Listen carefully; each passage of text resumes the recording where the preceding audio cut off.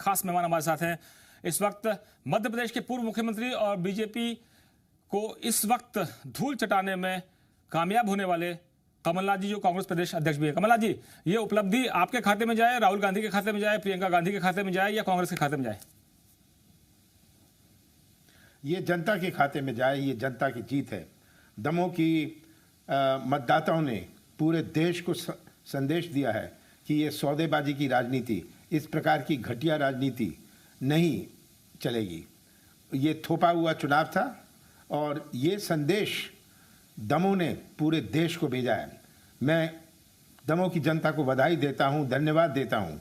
दमोह की जनता ने एक इतिहास बनाया है ये संदेश देकर, और ये मैं दमोह के मतदाताओं को ही बधाई देता हूँ। ये उनकी जीत है। कमलनाथ जी, पूरी सरकार एक तरफ, पूर्व मुख्यमंत्री एक तरफ, पूरा का पूरा अमला महाराज और शिवराज की जोड़ी थी। वो महाराज जो आपका साथ छोड़ गए और कहा कि आपने और कांग्रेस पार्टी ने साथ धोखा किया, दिग्विजय सिंह ने धोखा किया, लेकिन जनता ने ये इसको स्वीकार नहीं किया। और राहुल लोधी जो हारे, वो कह रहे हैं कि वहां पर जयंत मलैया और उनके परिवार ने भीतरघात किया। यानी ये भीतरघात की जीत कह रही है बीजेपी की टीम। ये भारतीय जनता पार्टी के 15 साल का हिसाब लिया है दमोह की जनता ने। पिछले 1 साल में जो उनकी सरकार बनी, तोड़ फोड़ से जो उन्होंने सरकार बनाई, इसका जवाब दमोह की जनता ने दिया है। और ये कहना कि किसी ने भीतरघात किया, किसी ने सैबोटाज किया, कोई मैं नहीं सोचता। अगर जयंत मलैया 17,000 से कांग्रेस को जीत दिला सकते हैं तो उन्हें मुख्यमंत्री होना चाहिए। शिवराज जी को इसी वक्त स्वीकार करके कि एक जयंत मलैया 17,000 से कांग्रेस के उम्मीदवार को जिता सकता है, तो सबको भारतीय जनता पार्टी के जो 15 मंत्री बने लगे थे, जो धन बल लगा था, जो पुलिस प्रशासन थी, जो प्रशासन थी, जो इलेक्शन कमीशन थी, इस सब से हमारा मुकाबला था, उनके दबाव से हमारा मुकाबला था। पर दमोह की जनता ने उस सब का मुकाबला किया। हमारे कांग्रेस परिवार के सदस्यों ने उन सब से मुकाबला किया। ये अंत में परिणाम है इस चुनाव का। कमलनाथ जी, वोटिंग से एक दिन पहले मैं आपके साथ इंटरव्यू कर रहा था, 2 दिन पहले, तो एक गाड़ियों में बहुत सारे नोट बरामद हुए थे और आपने आरोप लगाया था कि ये मध्य प्रदेश के जो मंत्री हैं और शिवराज जी के जो सबसे चहेते मंत्री हैं, उनकी गाड़ी से पकड़ा गया पैसा है। भूपेंद्र सिंह का नाम आपने लिया था। आपने मेरे सामने ही वहाँ पर कलेक्टर और एसपी से बात की थी और कहा था कि ये अन्याय हो रहा है, गलत हो रहा है और ये सब चलना नहीं चाहिए क्योंकि जनता सब देख रही है। तो आप ये मानते हैं कि धन बल, बाहुबल, संख्या बल, मंत्री बल और केंद्र का बल सब कुछ एक तरफ था और कमलनाथ अकेले लड़ रहे थे, तो ये जीत कहीं सिमिलैरिटी तो नहीं है कि एक तरफ दीदी और एक तरफ कमलनाथ, संजय गांधी के सिपह सालार? देखिए, सिमिलैरिटी मैं नहीं कहना चाहता, मैं तो श्रेय देना चाहता हूं दमोह की जनता को। ये सही है, धन बल। आप थे मेरे साथ उस समय किसी और विषय में और गाड़ियां पकड़ी गई। अगर ये कांग्रेस की गाड़ी होती, पुलिस पकड़ लेती, पुलिस तो उस गाड़ी को भगा ले गई। धन बल, प्रशासन बल, हर प्रकार का बल का इन्होंने उपयोग किया। 17 मंत्री, ये सब करके दमोह की जनता ने उन्हें मुंह तोड़ जवाब दिया और इस बात की खुशी है। और ये मैं मध्य प्रदेश के हर मतदाता को कहना चाहता हूं कि दमोह के मतदाताओं ने सच्चाई पहचानी, सच्चाई अपनाई और सच्चाई का साथ दिया।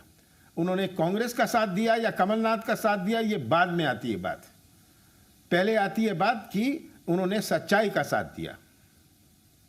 कमलनाथ जी, आप कह रहे हैं कि इससे आप कोरिलेट नहीं करेंगे, लेकिन मुझे याद है, मैं राजनीति को पढ़ने वाला एक विद्यार्थी हूँ, पत्रकार हूँ। मैं शायद मेरी तब उम्र भी नहीं होगी, मैं पैदा भी नहीं हुआ जब से आप राजनीति कर रहे हैं। मैं जानना चाहता हूं कि जिस कांग्रेस की नेत्री को बनाकर आप युवा कांग्रेस में लाए थे, उसका नाम है ममता बनर्जी। और वो ममता बनर्जी प्रधानमंत्री की जो टीम 11, अगर मैं कहूं, प्रधानमंत्री, गृह मंत्री, बीजेपी के अध्यक्ष, उसके अलावा तमाम केंद्र के मंत्री, बड़े बड़े मंत्री वहां पहुंचे। और आरोप ये भी लगा कि इनकी टीम में सीबीआई भी है, ईडी भी है, इनकम टैक्स भी है, सब कुछ इनके साथ है। और जो घर के भेदी थे, जो दीदी की लंका ढाना चाहते थे, वो भी साथ थे। तो वो छत्राणी या वो रानी ममता दीदी, बंगाल में दीदी, देश में दादा, उस दीदी को जनता ने 3/4 मेजोरिटी दे दी। एक पैर से फुटबॉल खेल के सबको हरा दिया। खुश तो आप बहुत होंगे। मैं बहुत खुश हूँ कि मेरे बहुत पुराने संबंध है ममता जी से। मेरी ममता से बात हुई, मैंने चुनाव की बात उनको बधाई दी, हमने अन्य बातें याद करी, पुरानी बातें याद करी, और उन्होंने कहा मैं शपथ ले लूँ। मैंने उनको मध्य प्रदेश में आमंत्रित किया है कि ये मध्य प्रदेश में भारतीय जनता पार्टी के आके खुलासा करें, उनके पोल खोलें, किस तरह कितने notice CBI, ED, income tax. मैं तो ये पूछना चाहता हूँ, इस जब से ये चुनाव की घोषणा हुई थी और उससे 1 महीने पहले कितने सीबीआई, कितनी ईडी, कितनी इनकम टैक्स लगी? आज इसका सहारा लेना पड़ रहा है। क्या ये हमारा प्रजातंत्र इस हद तक पहुंच गया है? ये दबाव की राजनीति, 200 पार, अमित शाह हर सभा में बोले 200 पार, 200 पार। ये तो 80 पार नहीं कर पाए और 200 पार की बात कर रहे थे। खेला हो गए, कह रहे थे खेला हो बात है, इनका प्रयास था कि ईवीएम को फिक्स करें। खेला होवे, अब तो खेला होवे, अब खेला होवे शुरू होने वाला है। कि सही बात तो यह है, कुल 822 सीटें इस चुनाव में थी। बीजेपी को कितनी मिली? कितनी सीटें बीजेपी को मिली? 822 सीटें जो इस चुनाव में थी 5 राज्यों में, बीजेपी को 140 सीटें मिली, लगभग 17% सीटें मिली। तो खेला तो हो ही गया, खेला शुरू है, खेला होवे। और जिस प्रकार की भाषण मोदी जी ने दिए, हमारे प्रधानमंत्री हैं, हम सब उनका आदर प्रधानमंत्री के रूप में करते हैं। मोदी जी अलग चेहरा है, हमारे प्रधानमंत्री का एक अलग पद है। हम प्रधानमंत्री के पद का आदर करते हैं, वो वाजपेयी जी हों, कोई प्रधानमंत्री हों, कोई मुख्यमंत्री हों, हम उस पद का आदर करते हैं। पर जिस प्रकार के घिनौने भाषण, मैं सोचता हूँ विश्व में कोई प्रधानमंत्री ने नहीं दिए, कोई राष्ट्रपति ने नहीं दिए। ये बंगाल की जनता ने इसे अस्वीकार किया। इतनी करारी हार, सब बल का उपयोग किया, ऐसा कोई बल नहीं बचा था जिसका उपयोग भारतीय जनता पार्टी ने किया। आपने देखा होगा, आपके खुद चैनल ने दिखाया कि कितने झंडे, कितने बैनर, कितने रंग भारतीय जनता पार्टी के हर सभा में, कितने फूल। और ये सब कोविड में। हमारा स्कूल बंद हो सकते हैं, हमारे कॉलेज बंद हो सकते हैं, एग्जाम बंद हो सकते हैं, पर ये रैली बंद नहीं हो सकती थी। लेकिन कमलनाथ जी, बीजेपी का दावा था 2 मई दीदी गई, लेकिन दीदी फिर आ गई। इसके अलावा दीदी और दीदी, फिर प्रधानमंत्री ने कहा कि दीदी तुम्हारी स्कूटर नंदीग्राम में गिरेगी। हालांकि नंदीग्राम में उनकी सीट गई।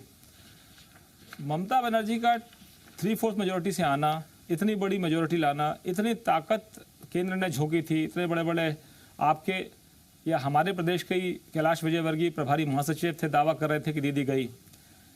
मैं आपसे जानना चाहता हूं कि ये एक इंडिकेशन है क्या आने वाले समय के लिए कि विपक्ष भले ही अपने आप को कमजोर मान ले, कांग्रेस का खाता ना खुले, कांग्रेस कई राज्यों में उसका सफाया हो जाए, लेकिन अगर स्थानीय राजनीति के छत्र मजबूत हैं तो बीजेपी के लिए चिंता होनी चाहिए। और बीजेपी के लिए एकदम से क्लीन स्वीप वाली स्थिति नहीं है कि मैदान खाली है, चाहे जितने गोल करो, दीदी एक पैर से गोल कर सकती है। दीदी ने एक पैर से गोल किया, व्हीलचेयर पर बैठ के गोल किया। एक बात हमें याद रखनी है, अपने देश के मतदाताओं, ये हम नहीं माने कि वो अनाड़ी हैं। 77 में उन्होंने इंदिरा गांधी और संजय गांधी को हराया था, गवर्नमेंट गिराई थी। 84 में बीजेपी के पास 2 सीटें थी। 2004 में अटल बिहारी वाजपेयी, जहां लगभग बहुत सारे लोग प्यार करते थे अटल बिहारी वाजपेयी जी से, आज मोदी जी से कोई प्यार नहीं करता, उनसे डरते हैं। वो उनका रिश्ता है। अटल जी के साथ जनता प्रेम करती थी। सोनिया गांधी जो ये कहते थे ये भारी है, ये विदेश की है, ये बोलना नहीं जानती, सब लोग, सुषमा स्वराज कहती थी मैं अपने मुंडन करा लूँगी, उमा भारती कहती थी मैं मुंडन करा लूँगी, कोई कहता था मैं एनआरआई बन जाऊँगा। सोनिया गांधी जी ने अटल बिहारी जी को घर बैठा दिया। ये भी एक सच्चाई है, हमें ये सच्चाई नहीं भूलनी चाहिए। हमारे देश के मतदाता आज उससे ज़्यादा समझदार हो गए। ये इंटरनेट का ये आईटी का युग है। आज 95% हमारे जो नौजवान हैं, जो आपको ज्ञान देते थे, अब वो आपको ज्ञान देंगे। वो सब इंटरनेट से जुड़े कमलनाथ जी उनको मैं आज मान टीवी लूं कि खोल के दमोह आपका जो चैनल है नहीं देखना। दमोह आपके खाते वो तो में गया है, अपने दीदी ने फोन में बंगाल में अपना सबक चैनल सिखा देख दिया, सकते हैं। दीदी ने बंगाल में सबक सिखा दिया, वहां डीएमके आ गई आपके साथ गठबंधन के बाद, पुडुचेरी में एनडीए ने वो हासिल कर लिया। लेकिन जो केरल है जिसपे आपके दांव लगा हुआ था, केरल में तो आपका लेफ्टिस्ट ने आपका ही किला ढा दिया, बंगाल में लेफ्ट और कांग्रेस खाली है, तो कांग्रेस का बंटाढार क्यों हो रहा है? देखिए, बंगाल में हमारा मुकाबला बीजेपी से था, हमें ममता जी की चिंता नहीं थी, ममता जी जीतती, बीजेपी हराती। आज हमें बीजेपी मुक्त करना है, इसीलिए जो हमने समझौता किया कि बीजेपी मुक्त होगी, ये बात याद रखनी है। हमने केरल में वामपंथी पार्टियों के साथ समझौता किया। केरल में क्या बीजेपी की एक भी सीट आई? सिफर, एक सीट बीजेपी की नहीं आई केरल, ये भी तो आप बोलिए। और लेफ्टिस्ट आ गई जो बीजेपी विरोधी है। बंगाल में बीजेपी विरोधी दल जीती, पौंडीचेरी में ये अलायंस से जीते, असम में कैसे जीते कैसे नहीं जीते ये आगे आने वाला समय बताएगा। और मैंने तो हमेशा कहा है कि आज आवश्यकता है कि हम ईवीएम पर पूरी जांच करें। ये ईवीएम का खेल में बहुत बहुत बड़ा खेल है ये। लेकिन कमलनाथ जी, जहां पर आप देखिए, जहां पर आप जीतते हैं वहां ईवीएम का खेल नहीं होता। ममता बनर्जी वहां 3/4 मेजोरिटी लेकर आ रही है, आपने पूरी ताकत लगाने वाली बीजेपी सरकार को आपने दमोह में सबक सिखा दिया, वहां पर डीएमके की सरकार बन गई। आप केरल में चलिए लेफ्ट जीत गया, लेकिन जहां पर आप जीतते वहां पर ईवीएम खराब नहीं होती क्या? जहां आपके साथी सहयोगी जीतते वहां ईवीएम खराब नहीं होती? अगर ये बात याद रखनी है कि इनकी रणनीति क्या है। इनकी रणनीति है कि लोकसभा चुनाव तक पोल ना खुले। तो अगर केरल में इनकी 2 सीटें आ जाती, सब कहते खुलासा करो, ईवीएम का खेल है। अगर 2 सीटें आ जाती तो ये कहते हैं कुछ ना आए, नहीं तो पोल खुल जाती। बंगाल में इनके प्रयास के बावजूद जो भी हुआ है ये कर नहीं पाए। तो ये मैं नहीं कह रहा, मैं तो साफ बात कह रहा हूं, आप 300 सीटें जीतिए बीजेपी, आप मत पद से जीतिए, कौन रोक रहा है आपको? आप तो जनता का वोट लूटते हैं, हमारा वोट नहीं लूटते। जो आज अमेरिका में ईवीएम नहीं है, क्या उन्हें समझ नहीं है? पूरे यूरोप में, फ्रांस, जर्मनी, इटली, जो देश ले लो यूरोप में नहीं है। जापान में ईवीएम नहीं है। जो ईवीएम में चिप बन के आता है, चिप लगता है और जो बोर्ड लगता है, ये कहां से आता है? कमलनाथ जी, मैं इस दमोह के उपचुनाव को एक संकेत मानूं कि यहां पर जिन मुद्दों को आपने उठाया कि कोविड के नियंत्रण में सरकार फेल हो गई, फाइनेंशियल क्राइसिस है उसमें फेल हो गई, या जनता की जो दिक्कतें हैं उनको पूरा करने में सरकार फेल हो गई, तो ये दमोह का चुनाव आगे आने वाले चुनाव के लिए इंडिकेशन मानूं मैं? ये तो शुरुआत है, ये तो अब एक इशारा है। अब तो तमाचा मारेगी जनता। आज किसान परेशान है, उनकी प्रोक्योरमेंट नहीं हो रही। आज नौजवान भटक रहा है, आज छोटा व्यापारी परेशान है। पिछले 1 साल में और 15 साल में हमारे प्रदेश को कहां घसीटा है? आज ये नई जागरूकता हमारे मध्य प्रदेश के मतदाताओं में आई है। तो आपने 15 महीने मेरे पास थे, जो कहा था कि 15 मैं महीनों में से 2.5 महीने लोकसभा चुनाव में गए। आपने कहा था कि मैं खरीद फरोख्त की राजनीति नहीं करूंगा, महाराज जाएं तो जाएं, सरकार गिरे तो गिरे।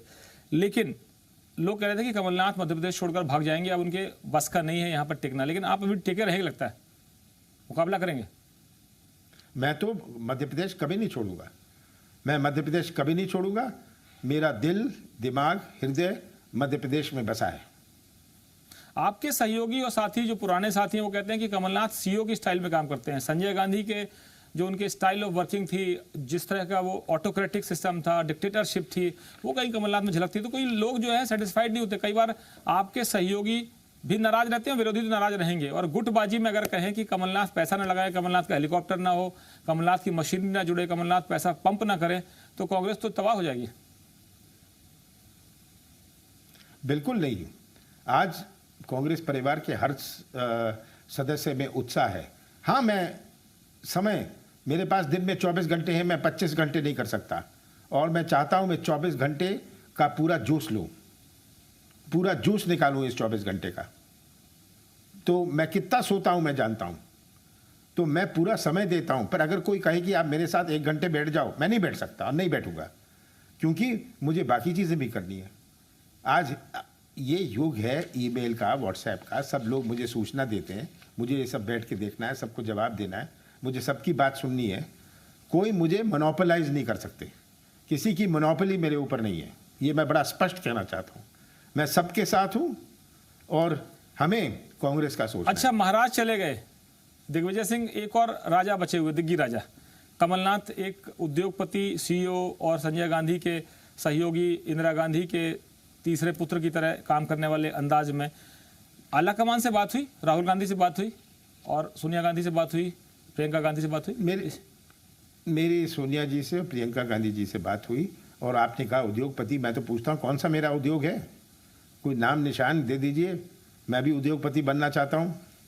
मेरा ना तो कोई उद्योग है, ये उद्योगपति का छाप जो आप लगा देते हैं, पता नहीं कहाँ से आप ले आते हैं। लेकिन आपके पीछे भी तो इनकम टैक्स लगा हुआ था, सीबीआई लगी हुई थी, आपके यहाँ से भी घर में कह रहे थे कि पैसे आपके तुगलक रोड से आपके 10 जनपद गए, फिर वो आपके सहयोगियों के नाम उजागर किए, फिर डायरियां निकाली गई चुनाव से पहले।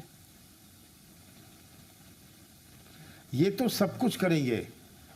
मैं एक बात कह सकता हूं, मेरे राजनीतिक जीवन में मेरे ऊपर कोई उंगली नहीं उठा सकता। क्या कोई मध्य प्रदेश की जनता है जो मेरे ऊपर उंगली उठा सकती है? किसी ने मेरे ऊपर उंगली नहीं उठाई। ये आज राजनीति करना चाह रहे हैं कि मेरे बंगले से वहाँ गया पैसा, मेरे बंगले से वहाँ गया। हाँ, अगर गया तो कांग्रेस पार्टी के गया कि बीजेपी ने ये इतनी बड़ी बिल्डिंग बना ली, 10 करोड़ रुपए, पता नहीं कितने 100-200 करोड़ रुपए खर्च कर दिए, 1000 करोड़ 6000 करोड़ रुपए बंगाल में खर्च करें। कहाँ से आया? क्या इन्होंने, इनके नेताओं ने अपने बीबी की जेवर बेच के ये पैसा लगाया? मैं तो ये पूछना चाहता हूँ, बीजेपी ये सब बात करती है, इन्होंने इतना बड़ा ऑफिस बनाया, 700 करोड़ रुपए का ऑफिस बनाया दिल्ली में, ये तो आप देखते हैं, ये कहाँ से आया पैसा? इन अपने बीबी के जेवर, अपनी पत्नी के जेवर बेच के आया? ये सब कहने की बातें हैं, ये राजनीति है। तो बीजेपी ये सब करे, 6000 करोड़ रुपए बंगाल में लगाए, 10 करोड़ 20 करोड़ रुपए दमों में लगाए और कहे कि भाई हम तो बड़े साफ सुथरे हैं, हम तो नैतिक राजनीति करते हैं। जो आपके साथी आपको साथ छोड़ गए, उनकी कीमत कितनी थी? कर लेते हैं कमलनाथ जी, जो आपके साथी साथ छोड़ गए, सरकार बना दी शिवराज जी की, वो कितने करोड़ में बिके?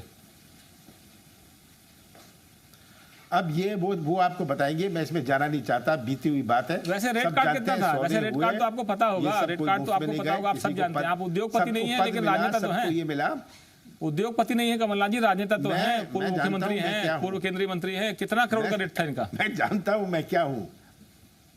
नहीं, ये नहीं, आप, मैंने सुना नहीं, कितने करोड़ का रेट लगा था एक विधायक का, जो आपका साथ छोड़ के गए? ये तो विधायकों ने खुद कहा हमें 25-25 करोड़ रुपए मिले। और सिंधिया जी को तो केंद्र मंत्री नहीं बनाया गया। राजनीति, मैं मुख्यमंत्री था, मैं भी कर सकता था, पर मैं भी सौदे की राजनीति कर सकता था, पर मैं मध्य प्रदेश की पहचान सौदे की राजनीति से, सौदागर प्रदेश से नहीं करना चाहता था, पहचान नहीं बनाना चाहता। मेरी जानकारी के मुताबिक कमलनाथ जी, आपको ये संकेत दिए गए थे बीजेपी के बड़े नेताओं की तरफ से कि हमको राज्यसभा की सीट चाहिए, आपकी सरकार जाती तो जाए, महाराज को हम लाएंगे और राज्यसभा की सीट भी लाएंगे। तो महाराज को राज्यसभा की सीट तो मिल गई, वो तो आप भी दे रहे थे, लेकिन महाराज को मुख्यमंत्री तो नहीं बनाया केंद्र में। अब महाराज जाने, उनका काम जाने, बीजेपी जाने, उनका काम जाने, मंत्री बनाएंगे क्या बनाएंगे, उनको जो चाहे बना दे, अब हमें उससे कोई संबंध नहीं है। लेकिन आपने उनको इतना कुछ दिया, आपने तो जमीनें दे दी, हजारों हजार करोड़ की वापस कर दी, वो जो लीज में सिक्किम में सरकारी जमीनें थी आपने दी, फिर बाद में अभी सरकार ने कंटिन्यू रखा हुआ है, उसके बाद भी वो खुश नहीं कर पाते। महाराज को चाहिए क्या, मुख्यमंत्री पद या केंद्र में मंत्री पद? अब मैं नहीं जानता उन्हें क्या चाहिए, उनकी राजनीति है, वो क्या चाहते हैं। वो तो आपकी कुर्सी मांग रहे थे राहुल गांधी से, कमी नहीं थी। राहुल गांधी से आपकी कुर्सी मांग रहे थे वो तो। अब कुर्सी मांग रहे थे, कुर्सी तो मैं दे नहीं सकता था, वो तो राहुल गांधी जी देते। अब जिस दिन राहुल गांधी, मैं तो कोई अप्लाई करके इस कुर्सी में नहीं आया था, मैं तो कोई एप्लीकेशन लिख के प्रदेश का अध्यक्ष नहीं बना था, मुझे तो पता भी नहीं था। राहुल गांधी जी ने 6-8 महीने कहा था तुम चले जाओ, मैं टाल टूल रहा था कि मैं दिल्ली में रहा था। पर जिस दिन मैंने तय किया, राहुल गांधी जी ने कहा कि मैं अब तुम्हें भेज रहा हूँ, 1 मई, 2 दिन ही हुए हैं, 2018 को मैंने मध्य प्रदेश अध्यक्ष का पद संभाला। नवंबर में चुनाव था, मेरे पास 4 महीने थे कांग्रेस को में मजबूती लाने का, एक नया उत्साह बनने का। मध्य प्रदेश की जनता ने हमें स्वीकार किया और हमारी सरकार बनी। जो आपका बंगला है, सरकारी बंगला, उसका पिछला दरवाजा मुख्यमंत्री आवास जाने वाली सड़क में खुलता है। लंबे संघर्ष के बाद आप वहां पहुंचे थे और 1.25 साल उस घर में तो शायद आप 1 साल या 10 महीने रह पाए होंगे, क्योंकि रेनोवेशन, पूजा पाठ और आपका कार्यक्रम करते करते वहां आप थोड़ा लेट पहुंचे। तो वो बंगले में फिर से जाने की उम्मीदें जिंदा हो गई हैं दमोह चुनाव के उपचुनाव के बाद? मुझे कोई उम्मीद नहीं है। मुझे उम्मीद है कि हम मध्य प्रदेश को सही पटरी पर लाएंगे। मेरा ये लक्ष्य है, मेरी ये तमन्ना है कि मेरे राजनीतिक जीवन के समापन के पहले मैं मध्य प्रदेश का नाम पूरे देश में उजागर करूं, मध्य प्रदेश की पहचान बने, मध्य प्रदेश में निवेश आए, मध्य प्रदेश की कृषि क्षेत्र में मजबूती आए और कृषि क्षेत्र ही हमारी अर्थव्यवस्था, मध्य प्रदेश की अर्थव्यवस्था का आधार है। अच्छा कमलनाथ जी, आपकी तमन्ना है कि मध्य प्रदेश जो है पद से होए, मुझे इसकी चिंता मध्य प्रदेश डेवलप्ड स्टेट में आ जाए, आपकी तमन्ना है। और आपके बड़े बड़े जितने भी हिंदुस्तान के तमाम जो स्टॉलवर्ड्स हैं, उद्योगपति हैं, उनसे आपके व्यक्तिगत रिश्ते भी हैं और वो आपके समय निवेश भी करना चाहते थे, लेकिन सरकार आपकी गई। मैं आपसे आखिरी सवाल करना चाहता हूं कि बीजेपी में एक बेंचमार्क सेट हुआ था कि 75 साल से ऊपर घर में बैठिए। कमलनाथ एक पारी 5 साल की खेलना चाहते हैं या एक पारी 10 साल की खेलना चाहते हैं? मैं कोई 10 साल 5 साल नहीं गिनता। मैं गिनता हूं कि मैंने दिन भर में क्या काम किया, मैंने कांग्रेस को कितना मजबूत किया, हमारे कांग्रेस परिवार के सदस्यों को कितना संतुष्ट किया। मैं डेली इसका हिसाब अपने आप रात को लेता हूं। तो आज की स्थिति में कांग्रेस संगठन कहां खड़ा है बीजेपी और आरएसएस के मुकाबले? हमारा संगठन अभी तक कमजोर है। मुझे कहने में कोई, हमारा मुकाबला बीजेपी से नहीं है, बीजेपी के संगठन से है, बीजेपी के धन बल से है और हम इसका मुकाबला करेंगे। धन बल से हम नहीं कर सकते, पर हम अपने संगठन से अपनी बात पहुंचाएंगे। और आज का मतदाता, जैसे मैंने कहा है और बार बार मैं कहता हूं, आज का मतदाता बहुत समझदार है, हमें तो केवल उसका ध्यान आकर्षित करना है। तो कमलनाथ जी, बहुत बहुत धन्यवाद। आप खुश बहुत हैं और होना भी चाहिए, क्योंकि बहुत मुश्किलों से एक अच्छा संकेत बुरे वक्त में कांग्रेस के लिए आया है, क्योंकि सत्ता आपके हाथ से गई थी और उपचुनाव में आपने ये मैसेज देने में कामयाबी हासिल की है कि कमलनाथ को कमज़ोर मत आंकना। और दीदी ने दादा को हरा दिया है, तो वो भी आपकी खुशी का कारण हो सकता है। डीएमके जो आपके सहयोगी हैं वो भी सत्ता में वापस आ गए हैं। आपने जैसे सीटें गिनाई कि देश भर में कितनी सीटें मिली, उसका एक आंकड़ा देख लीजिए, तो वो नंबर्स भी काफ़ी कुछ कहते हैं। कहीं खाता नहीं खुला बीजेपी का, मेट्रो मैन श्रीधर को लाल झंडी दिखा दी वहाँ की जनता ने, क्योंकि आप कितने भी अच्छे प्रोफेशनल हो सकते हैं, कितने भी अच्छे आप ब्यूरोक्रेट हो सकते हैं, लेकिन जनता जिसको चुनती है वही सिकंदर होता है। पीके ने कहीं चुनाव में पाठ पढ़ाया है या पीके की रणनीति फिर कामयाब हुई, वो भी ममता दीदी के लिए कामयाब हुई। अब वो शायद अमरिंदर सिंह के सिपासालार बनेंगे। तो कमलनाथ जी, बहुत बहुत धन्यवाद। हम उम्मीद करते हैं कि आप इसी तरह से जोश के साथ जनता के साथ खड़े रहें और हर वक्त हम उन मुद्दों पर जनता के साथ खड़े हैं जो विपक्ष सवाल उठाता है। बहुत बहुत शुक्रिया।